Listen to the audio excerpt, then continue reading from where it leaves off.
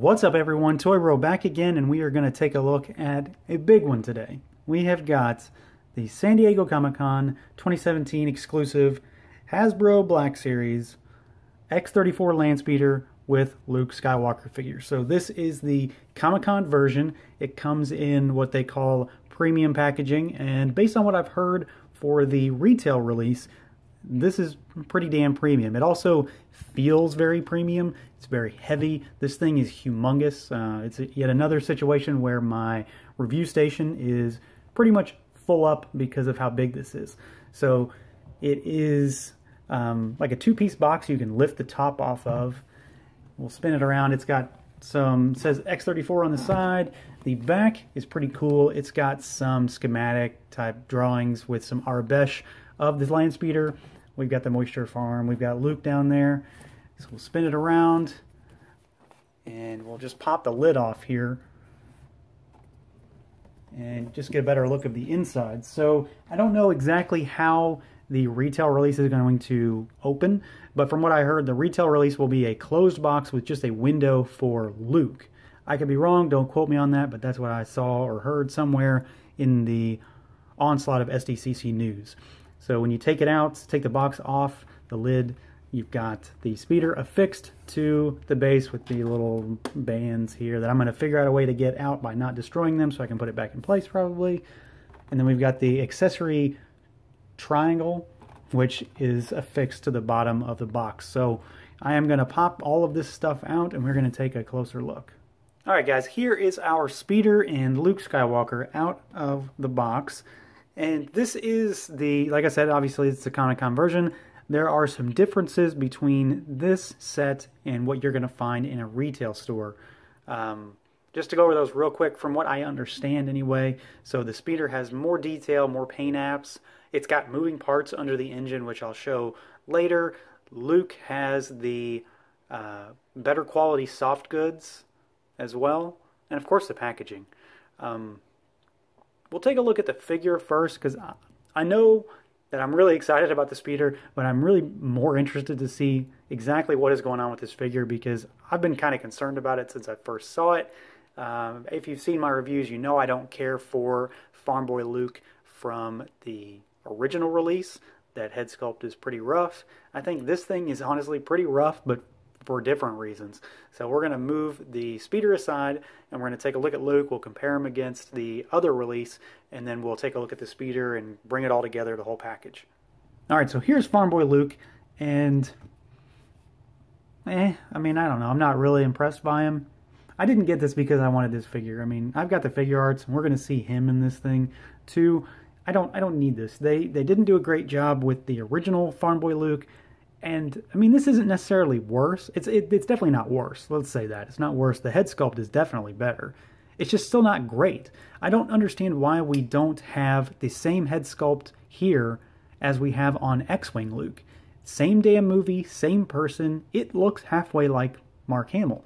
This does not look like Mark Hamill. It's just not great. Something about it's really goofy, and honestly, I think the biggest part of it is this damn soft goods. It's so puffy. Look at all this material. There's just so much here. I don't, you know, it's just not good. I'm not happy with it. I don't think it's that great. It's essentially the same figure as the regular one, as far as I can tell. There are obviously some differences. Articulation and everything are the same. Those heads are obviously different. You see I've got this one's lightsaber in his hands. I wasn't even bothered to take it out. The belt is the same. The material is definitely different. And honestly, I kind of prefer this. It's not nearly as see-through. This is very meshy. I can see the skin underneath the skin, the plastic under the soft goods. I can't see through the shirt, or whatever you want to call it, tunic. The pants and boots are a little grimier on the original release. This one's a little more clean. But ultimately, I mean, I don't really prefer one over the other. I don't care for them in different ways. So, you know, it is what it is. But as far as this figure goes, we'll run down articulation real quick. It's, I mean, pretty standard for what you expect. Although he does get the coveted double jointed elbows because he has clothes on. So head can spin around, it goes up and down. Arms go all the way around. Be careful with these elbow joints. You'll tend to get the cloth stuck in there, or at least I do. Double joint elbow again. The wrists are on a ball hinge. We do have a waist twist. He's got a bit of a crunch. Legs go about that far out. There is a thigh cut. Double joint at the knee as per the usual for Black Series. And then we've got a hinge and a forward facing pin to give you some rocker action down there in the ankle. Like I said, pretty much the same figure that if you've got the original Luke, you know what to expect. The only real difference is in that head sculpt. And I think in a lot of ways they really did capture Mark Hamill, but at the same time they also didn't. I think it comes down to paint.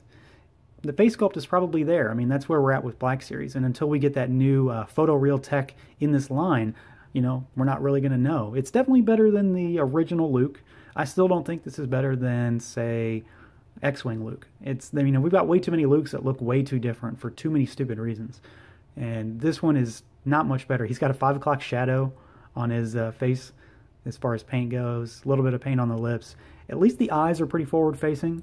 But he looks lifeless to me. He just doesn't really look all that great. The hair is painted really well. A lot of weathering, a lot of sculpted detail in there. You can see that's definitely the Mark Hamill hair from A New Hope. Let's move him aside for a minute. Well, move him back.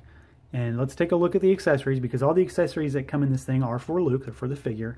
So we'll start with the goofy hat. So you can put this on his head. I mean, is anybody going to display him like this? I'm not. I'm not going to do that. I mean, it's sculpted really well. It's got some nice paint detail on it too, especially in kind of the reflective blue in the goggles there. So it's not a bad accessory, but you know, really? I mean, I might. I don't know. Maybe I will. Probably not. He has got binoculars. So these are the same ones, I believe, that came with the first release. So just standard binoculars. He can hold them sort of in his hands. We've got his incredibly long rifle. This is actually kind of cool. I like it. It's enormous, though. It's taller than him, isn't it? Yeah, it's taller than the figure. This is another kind of weird gun, though. It's kind of like the Jawas, where he's not actually able to hold it via the trigger, because he doesn't have a true trigger finger on his right hand. It's actually still attached to the other fingers. So the only way I can get him to hold it is to kind of shove it in from the stock and have him grip it like that. He's not actually holding it by the trigger, but you can get him to hold it. And I mean, I'm fine with it. It's okay. It doesn't take away from anything, but look how big that is. It's so enormous. I don't think I'm ever going to display him holding this, but it does have a place on the speeder, so you can, I mean, it looks like he's got a spear or something. But it's pretty cool. I mean, it's a humongous accessory, and I like that. And it's got some nice metallic paint on there too, so it's all right. It's just kind of a weird. It's just a weird gun. He has the poncho, which, you know, everybody is clamoring for. And I don't know, I probably should have ironed this. You can see it's all creased. It came folded up so it could fit in the little display triangle that's in there. But you can slip it over his head and he can have a poncho now.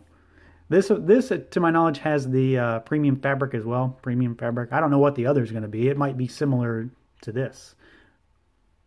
I'm not sure why it would be premium over another. I don't know what's different about it.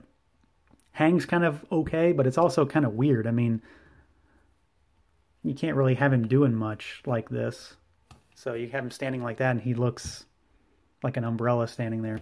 So this is probably going to be folded up and put inside one of the compartments in the Landspeeder for me.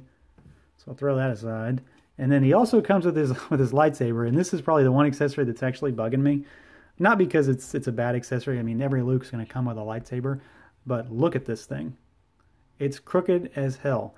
So it comes in the little display triangle, and everything's held down with rubber bands.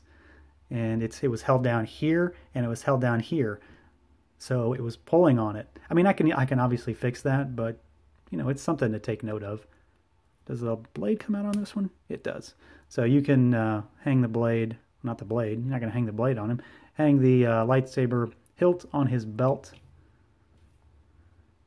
So Yeah, a little heat will fix this, but it's just a thing to note. Look how, this is probably the most wonky lightsaber I think I've ever gotten out of a package. And of course it comes in the most expensive item I've ever purchased in this line. All right, so we've got this stuff. We've got a wide array of stuff. Do with them what you will. We're going to move on and take a look at the speeder now. All right, so here is our speeder. And right off the bat, I can honestly say that this thing is worth the price. You know, take Luke out of the equation. He's still okay. He's not great. He's certainly not the worst figure in the line, but he doesn't really add a lot of value to this set for me. Obviously, he puts an ass in the seat, but at the end of the day, I bought it for this. You know, I've got a bunch of Lukes. I've got plenty of characters I can put in this thing, and I've also got a Farm Boy Luke I can put in there. But this is where it's at. This is really cool. It's pretty big. So here's a Black Series figure for comparison. Here's our Luke. So it's pretty big. It's, you know, that's how long it is. And we'll start by removing the windshield just to show you that it can. And I would suggest doing it when you're trying to put figures in. You might want to do it when you're trying to take Luke out as well. He's also crammed in there with a little plastic doodad that keeps him in place. So pop this guy out. It's just a piece of clear plastic. It clips in, and then it will stay clipped on the sides there. I'm going to take it out and keep it out just so we can get better, you know, better look at it, and just it'll put a glare on the screen anyway because of the lighting. So as far as this thing goes, I think they did a really good job with it for what we're working with here. And you know, we don't have the retail release to compare it to, so I don't know what we're losing in translation when we get the, what is it, the $60 version? Is that what it's supposed to be? 60 bucks, I think. So this was 90, and we might lose some paint detail, but overall, I don't think you're going to be too upset by losing the moving parts. So let's kind of dig in and take a look. First of all, we're going to look at the moving parts. So you can pop the hood, and there is a ton of detail in here. Just a lot of sculpt work in this, and quite a bit of paint. You can see the wiring, and I don't know what all is in here. Fuses, maybe engine type parts. I'm not a car guy, I'm not a speeder guy, so I don't know. But there is a button in here. We'll lift it up. There's a button. I'm not sure you can really pick it up. But you push a button, and this little turbine thing moves. It's honestly not all that great. Like, it's not the greatest thing in the world. It's a cool thing. I'm not sure if it added a lot to the price point, they probably should have left it out.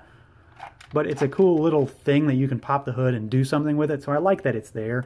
But at the end of the day, I mean, I'm never going to display it this way. It's cool to look at, though.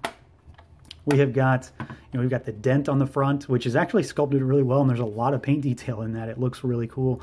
There's a lot of just like kind of patinaed look in what would be the obviously metal steel type, maybe Dura steel. That's probably not on a speeder. All along the sides here.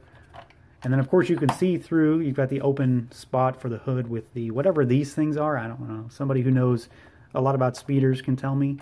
We've got the exposed paneling on the turbine on the side with a lot of wire detail, a lot of sculpt work, a lot of paint, a lot of stuff. It's just a lot of stuff in there. We've got two compartments that open up on the side. This one is like, you know, kind of an engine bay type piece, which has a lot of detail in there. This one, however, is actual storage, so you can put some stuff in there. If you want to keep everything together while you've got Luke in the speeder, you know, put his binoculars in there, or fold up his poncho and put it in there, what have you. Interestingly, this kind of threw me off. This pops out. I'm not sure why. I mean, I assume it's, you know, for manufacturing and assembly process, but it just pops out and then it just slides back in, and nothing really holds it in place that I can tell. It looks like it has clips on it, but they don't latch. So that's not really a big deal. Just a thing, just something to talk about. Obviously, we've got the cockpit, which has our control sticks on the right-hand side. We've got a gear shift maybe, and then there's kind of a control panel in there. So everything's painted really nice. There's a lot of paint, small little paint details on the control panel down in there. And I think that's really nice. There is room for two characters in here. You can see that obviously, but they do fit in there. Like I said, just make sure you keep the windshield off. It just makes it easier. You can get them in there, but it just makes it easy. We've got the clip. You can put the rifle on there. And then we've got kind of the scarring here just from weathering look. And then you've got whatever those are supposed to be on the back. It does come with a stand, and it comes with a stand in the box. It just pegs in there. So you could set it down if you were so inclined, but I mean, I don't know why you'd want to. It doesn't look like it's Landspeedering away if you do that. So here, you know, it kind of gives it the illusion, depending on your angle, of it hovering, which is great. I think it's really nice. So, I mean, overall, this thing is pretty nice. I think the sculpt work is really well done. I think the overall size is nice. It's not too big. It's not too small. I think this is kind of where maybe some of the Black Series vehicles maybe needs to live for a while, because, I mean, let's face it, that tie was just way too big. You know, this is a little more my speed in terms of this. We've got a Wampa, we've got a Tauntaun, we've got a speeder bike, we've got a Landspeeder now, we've got Race Speeder coming. I think the smaller vehicles translate to this scale a bit better than the bigger ones just because of the size. And then, of course, you know, like I said, I don't know what real paint apps are different on the two retail versus con exclusive versions, but this thing has quite a bit of paint all over it. I think it's pretty obvious that it does. You've got all the kind of wear and tear all over the thing, the kind of scorch marks from where it's been blasted by sand as it flies through the desert. Overall, I think the paint apps on this thing are pretty nice, especially when you get into the more finer details like the exposed wires. There's what, 5 or 6 different colors in there. We've got multiple different paint apps on the little control panel, and then of course a ton of paint apps on the inside. So, you know, overall it's a really nice looking piece, and this is definitely the star of the show. And then, of course, here's Luke in the actual speeder. I mean, this is kind of a good thing to show, obviously, because that's what he's for. And when he's in this, I'm not so against the figure. I mean, he's still not a great figure. Don't get me wrong. He's not that great. But having him in the speeder, I think it takes a little bit away from how kind of goofy the soft goods look. So, is anybody going to be having him standing on his own? Probably not. I don't see that happening. You know, you can put the poncho on him again. This thing is just kind of big, though. I think that's kind of the problem. So you're probably not going to do that. Do something like that. Probably not. But he doesn't look half bad in this. So, you know, if you're going to do this, definitely display him inside the speeder. Throw the droids in there with him. Head off to Anchorhead or do whatever you're going to do. All right, now, as an added little thing, like I mentioned previously, here is the Figure Arts Luke in the Landspeeder. He doesn't fit 100%. You know, Figure Arts scale is kind of Figure Arts scale, so they're not the same exact size, but he kind of fits. He looks pretty decent in there. It's not perfect. He doesn't sit 100% correctly, so maybe it's not perfect, obviously, but he looks better than the other Luke. I mean, no one's going to dispute that. So, you know, if you were so inclined, see, he doesn't sit as far back. That's pretty much as close as you're going to get to where he's able to actually grip the control rods. So, I still think he looks better. He fills out the space a little nicer, too, in that he doesn't have any soft goods, so that's a plus. So, you know, overall, I think this is a pretty good set. So, I've got to say that with the caveat that I don't think the figure is all that great. It's yet another Luke that still doesn't look right. So, I'm really waiting for the photoreal tech to come into play for Luke Skywalker. I do think the Landspeeder is very cool, looks really great, has a lot of paint detail, a lot of nice sculpted bits and bobs everywhere. The moving parts inside are probably unnecessary, but it's a cool thing. You know, they went all out on the speeder and it shows, and I'm really glad that they got the opportunity to do that. I do like the fact that it comes with a stand, I like the storage compartments, and I just like the overall package. So the box itself is, hell, that's nice on its own. Very premium feeling. You can tell that money was put into that box in the presentation, and I can appreciate that, especially because there was a really good chance I wasn't even going to open this thing. But I'm doing that for you, the viewers, so you can see what is going on inside this thing. So my final verdict on this set is that the speeder is awesome. It's really cool. Luke is, at the end of the day, okay at best. Do not have him displayed standing by himself. He looks goofy. Face sculpt still isn't that great, but he looks as good as he's going to look sitting in that cockpit, possibly with Obi-Wan, possibly with some droids, whatever you're going to do, but make sure his ass is in that seat. That is going to do it for this review, everyone. As always, stay tuned for more. Feel free to like, comment, subscribe, and share. Let me know what you think about this guy. What do you think about the speeder? Are you interested in the Comic-Con version or the retail version? I would love to know your thoughts. Thanks for watching, and until next time.